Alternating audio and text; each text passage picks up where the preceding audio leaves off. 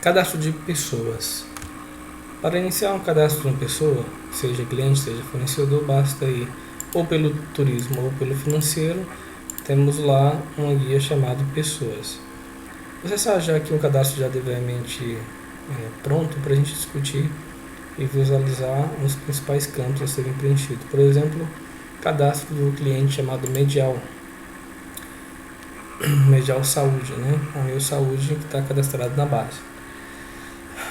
Os campos importantes que nós temos aqui seria o tipo, né, se é jurídica ou física, né, para física de exterior e jurídica exterior. Quando você tem algum hotel, né, que você precisa fazer algum pagamento, o hóspede vai se hospedar num fornecedor lá fora que tenha essas informações, então daí você marca que é jurídica do exterior. Nesse nosso caso aqui, como um cliente, né, vamos marcar então que ele é pessoa jurídica. Marquei que ele é cliente também, ele é fornecedor porque eu pago para ele algumas coisas e recebo dele algumas coisas, né? Posso pagar reembolso, posso receber bilhete, né?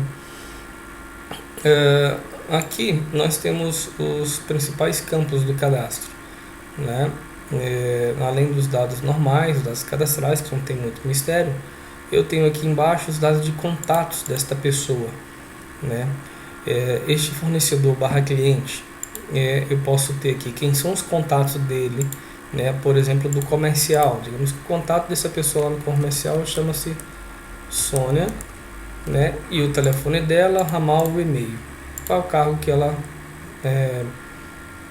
executa, né, na empresa. Contas bancárias, e que tu vai colocar então os dados bancários quando você tem que fazer uma transferência, uma TED para esse fornecedor e cliente. O sistema usa essas informações em alguns momentos, tá? Seja para gerar ou contas a pagar, principalmente quando você precisa fazer uma TED, um DOC, uma transferência, o sistema ele pega daqui. Os termos de custo são os dados para clientes corporativos, que às vezes você precisa mandar fatura para o cliente exige que a fatura seja quebrada por cento de custo. Basta você informar que um nome, um código, uma descrição já é mais do que suficiente para o sistema passar a quebrar por cento de custo as duplicatas, ou mesmo ter apenas o informe disso dentro da fatura. E aí no portal vai existir um momento em que o sistema vai te perguntar na emissão qual é o cento de custo daquela venda. Projeto e departamentos é a mesma ideia do cento de custo. Então o cliente pode receber fatura por projeto, por departamentos, além de poder receber por centros de custos.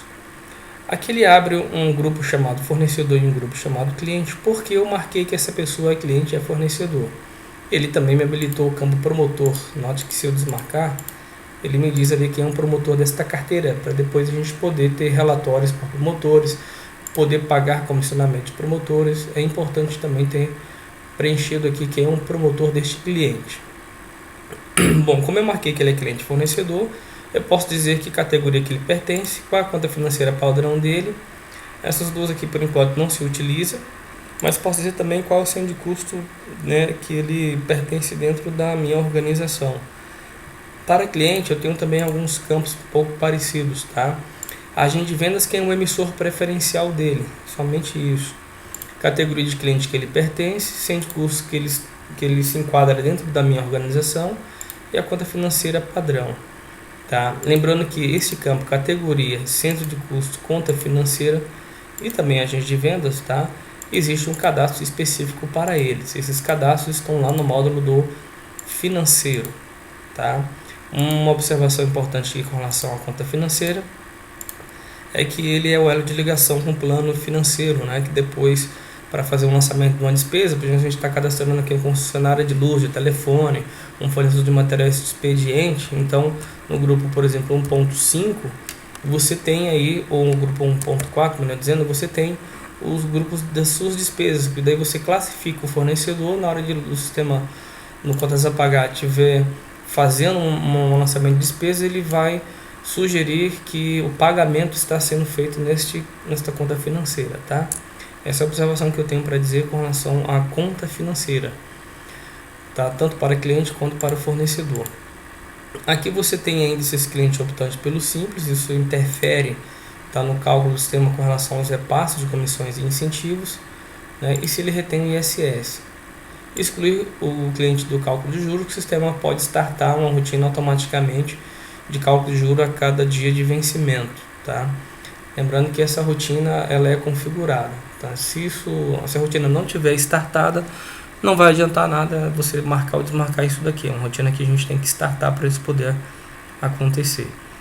Então, o cadastro de pessoa é muito simples, não tem mistério, tá? Aqui a gente cadastra outros tipos de pessoas, como funcionário, um promotor, um colaborador externo, né? Por exemplo, um colaborador ou emissor que é de um cliente, que é de uma agência que é cliente de vocês. Você quer cadastrar, precisa pagar um bônus para ele, pagar um plano de incentivo para ele, que precisa passar pelo teu contas a pagar. Então, você tem que cadastrar essa pessoa, né? Com tipo, por exemplo, pessoa física, né? E vai marcar que ela é um colaborador externo. Coletor de imposto são as secretarias municipais, prefeituras, a gente cadastra também essas pessoas para a gente poder diferenciar, ok? Isso então é cadastro de pessoas. Até a próxima.